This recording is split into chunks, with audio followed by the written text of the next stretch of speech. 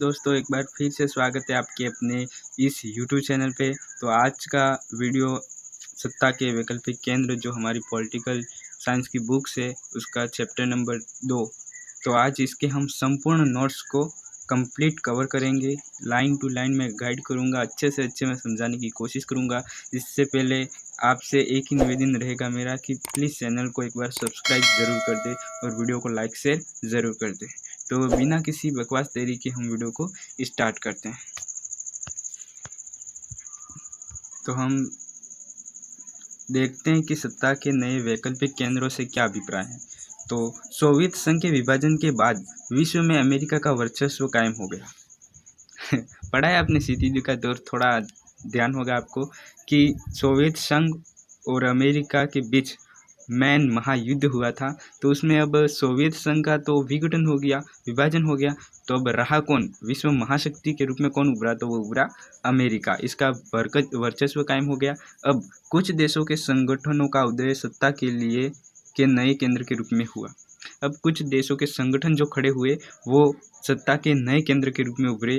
ये संगठन अमेरिका के प्रभुत्व को सीमित करेंगे क्योंकि ये संगठन राजनीतिक तथा आर्थिक रूप से शक्तिशाली हो रहे हैं। आगे बढ़ते हैं। सत्ता के नए केंद्र का अर्थ क्या है?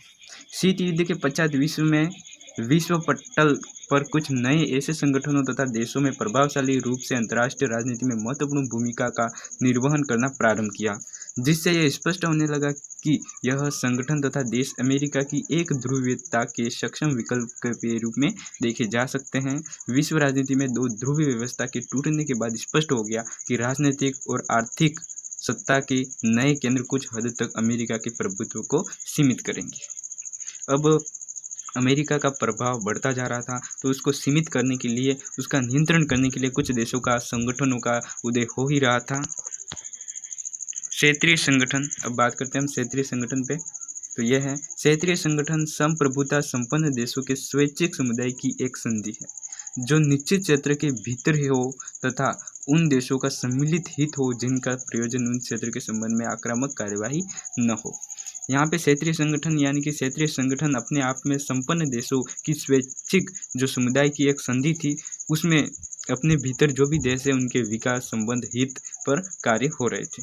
अब संगठन जिसमें यूरोपीय संघ, आसियान और ब्रिक्स दक्षेश देश थे, रूस, चीन, जापान, भारत, इजराइल, जापान और दक्षिण कोरिया। आगे बढ़ते हैं। क्षेत्रीय संगठन के अब उद्देश्य क्या थे? मेन उद्देश्य को पढ़ते हैं। सदस्य देशों में एकता की भावना का मजबूत होना। किसका? क्षेत्रीय संगठनों के ये उद्देश्य कि सदस्य देशों में एकता की भावना का मजबूत होना, क्षेत्रीय सहयोग को बढ़ावा देना, सदस्यों के बीच आपसी व्यापार को बढ़ाना, क्षेत्र में शांति और सौहार्द को बढ़ाना, विवादों को आपसी बातचीत द्वारा निपटाना। ये सब क्षेत्रीय संगठन के उद्देश्य थे। अब आती है मार्शल योजना। मार्शल योजना क्या थी आखिर? तो द्वितीय विश्व युद्ध के बाद यूरोप को बहुत नुकसान पहुंचा। अमेरिका ने यूरोप की अर्थव्यवस्था के पुनर्गठन के लिए जबरदस्त मदद की। इसे मार्शल योजना के नाम से जाना जाता है। अब क्या होता है कि द्वितीय विश्व युद्ध के बाद यूरोप को बहुत नुकसान होता है। अमेरिका ने यूरोप की अर्थव्यवस्था को ठीक करने के लिए जबरदस्त मदद की। इसी योजना को, इसी कार्यप्रणाली को मार्शल योजना का नाम दिया गया। आगे है मार्शल योजना के तहत 1948 में यूरोपीय आर्थिक सहयोग संगठन की स्थापना हुई।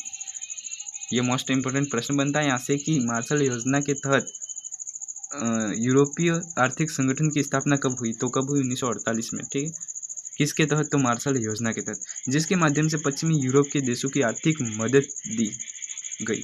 यहाँ पे क्या होता है कि यहाँ पश्चिमी यूरोप के जो देश थे उनको आर्थिक मदद दी गई और यह एक ऐसा मंच बन गया जिसके माध्यम से पश्चिमी यूरोप के देशों ने व्यापार और आर्थिक मामलों में एक दूसरे की मदद शुरू की। तो अब मार्शल योजना के तहत हुआ क्या कि जो पश्चिमी यूरोप के देश थे उन्होंने अपने बीच व्यापार और आर्थिक मामलों में एक दूसरे की सहायता और मदद करनी शुरू कर दी। आगे बढ़ते हैं। संगठन जिसमें यूरोपीय आर्थिक सहयोग संगठन, 1948 में मार्शल योजना के तहत यूरोपीय आर्थिक सहयोग संगठन की स्थापना की गई थी, जैसा कि हमने ऊपर पढ़ा है, जिसके माध्यम से पश्चिमी यूरोप के देशों को आर्थिक मदद दी गई थी। 1957 में 6 देशों फ्रांस, पश्चिमी जर्मनी, इटली, बेल्जियम, नीदरलैंड और लक्समबर्ग ने रोम संधि के माध्यम से यूरोपीय आर्थिक समुदाय और यूरोपीय एटमी ऊर्जा समुदाय का गठन किया। आगे हैं, जून 1979 में यूरोपीय पार्लियामेंट के गठन के बाद यूरोपीय आर्थिक समुदाय ने राजनीतिक स्वरूप लेना भी शुरू कर दिया था। यूरोपीय आर्थिक समुदाय के उद्देश्य, अब यूरोपीय जो आर्थिक समुदाय थे उनके मेन उद्देश्य क्या थे, क्यों कर रहे थे, तो उन सभी विवादों को समाप्त करना जिन्होंने यूरोप को विभाजित कर रखा है, यूरोपीय प्रतिष्ठा को स्थापित करने के लिए अनुकूल भूमिका निभाना था। अब यूरोपीय संघ का गठन फरवरी 1962 में maastricht संधि के द्वारा यूरोपीय संघ का गठन हुआ। यहाँ से भी प्रश्न बनता है, तो ध्यान रखिएगा। यूरोपीय संघ, अब यूरोपीय संघ के बारे में हम पढ़ते हैं। यूरोपीय संघ यूरोपीय देशों का एक क्षेत्रीय संगठन है। अब प्रश्न बन सकता है कि यूरोपीय संघ से क्या तात्पर्य, तो यहाँ पे स्पष्ट है कि यूरोपीय संघ यूरोपीय देशों का एक संगठन था, समूह था, समुदाय था। यूरोपीय संघ की स्थापना 1992 में हुई थी। ठीक है। यूरोपीय संघ का अपना झंडा, गान तथा स्थापना दिवस है। यूरोपीय देशों की अपनी मुद्रा है जिसे यूरो कहते हैं। यूरोपीय संघ में निरंतर नए सदस्यों का समावेश होता रहता है, यानी नए सदस्य देशों का समावेश होता रहता था, जिससे हम पता लगा सकते हैं कि यूरोपीय संघ कितना प्रभावशाली है। इसके पास परमाणु हथियार है। यूरोपीय संघ के पास दुनिया की सबसे बड़ी सेना है। किसके पास? यूरोपीय संघ के पास। तो ये बड़ा प्रभावशाली दिख रहा है यहाँ पे। यूरोपीय संघ ने 2003 में अपना संविधान बनाने का प्रयास किया, लेकिन उसमें असफल रहा। देख रहे हो कितना प्रभावशाली यहाँ पे नजर आ रहा है हमें। यूरोपीय संघ के सदस्य देश कौन कौन से थे? अब यूरोपीय संघ के पुराने जो सदस्य थे वो थे Australia, Belgium, Denmark, Finland, France, Germany, Greece, Ireland, Italy, Luxembourg, Malta, Netherland, Portugal, Sweden, Spain. ये जो है यूरोपीय संघ के पुराने ओल्ड मेंबर्स हैं। ब्रिटेन ने यूरोपीय संघ से जून 2016 में एक जनमत संग्रह के द्वारा अलग होने का निर्णय किया, जिसे ब्रेक्सिट कहा जाता है। अब यह यूरोपीय संघ का सदस्य नहीं है। जनवरी 2020 में यह यूरोपीय संघ से अलग हो गया। यह पुराने सदस्यों में से एक सदस्य देश था। अब ब्रिटेन जो था उसने जून 2016 में अपने जनमत संग्रह के द्वारा वहाँ से अलग हो गया। कहाँ से? यूरोपीय संघ से अपने आप को अलग कर दिया। अब वो हट गया उसके सदस्य देशों से।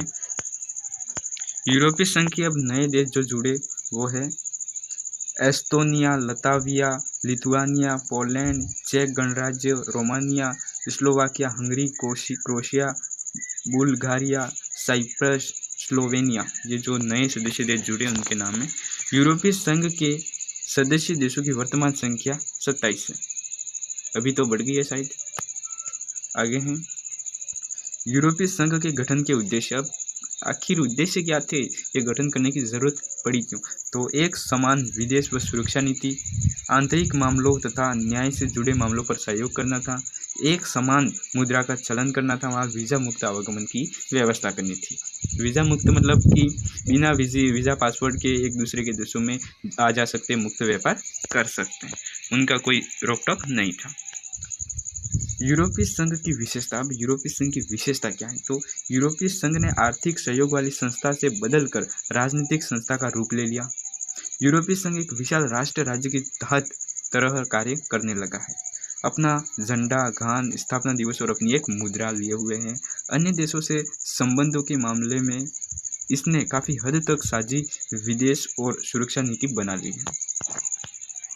यूरोपीय संघ का झंडा, जिसमें अब यहाँ पे परिचय दिया जा रहा है झंडे का, ठीक है। यूरोपीय संघ का झंडा जिसमें 12 सोने की सितारों के घेरे के रूप में, जो कि वहाँ के लोगों की पूर्णता, समग्रता और एकता और मेल मिलाप का प्रतीक है। यहाँ से भी प्रश्न बन सकता है कि यूरोपीय जो झंडा है उसका थोड़ा परिचय। तो इसमें 12 सोने की सितारे हैं जो पूर्णता, समग्रता, एकता और मेल मिलाप का प्रतीक है।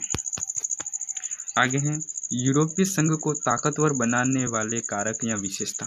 अब यूरोपीय संघ को ताकतवर कौन बना रहा था? तो 2005 में यह दुनिया की सबसे बड़ी अर्थव्यवस्था थी और इसका सकल घरेलू उत्पाद अमेरिका से भी ज़्यादा था।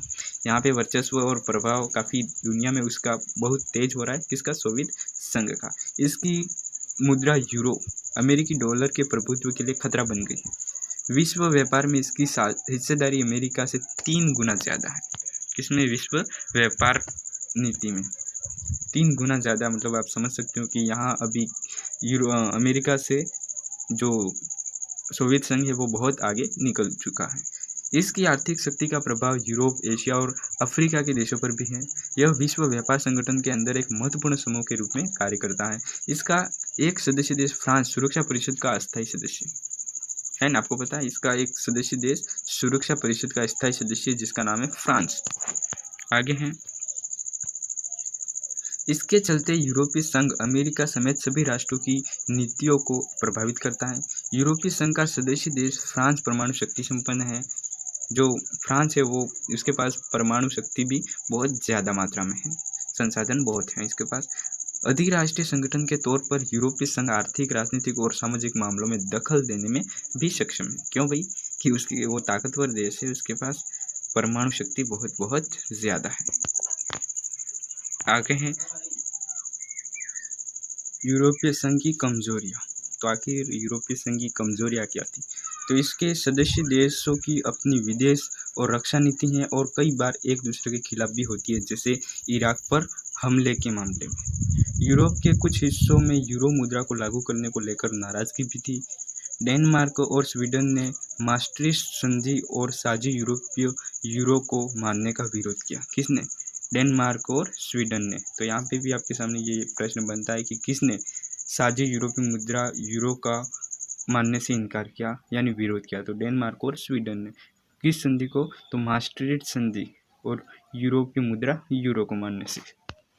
आगे हैं, यूरोपीय संघ के कई सदस्य देश अमेरिकी गठबंधन में थे।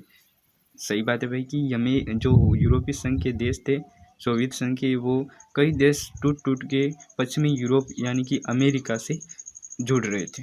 ब्रिटेन यूरोपीय संघ से जून 2016 में एक जनमत संग्रह के द्वारा अलग हो गया था। ब्रिटेन जो कि सोवियत संघ का सदस्य था, किस में शामिल हो गया? वो यूरोप में अमेरिका में शामिल हो गया था।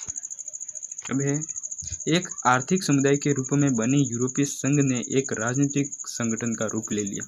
कैसे? यूरोपीय संघ एक राज्य की भांति है जिसका अपना झंडा, गान एवं स्थापना दिवस है। यूरोपीय संसद के गठन के कारण सोवियत संघ के विघटन के बाद 1992 में यूरोपीय संघ का गठन हुआ। एक मुद्रा, समान विदेश एवं सुरक्षा नीति, न्याय एवं घरेलू मामलों पर आपसी सहयोग।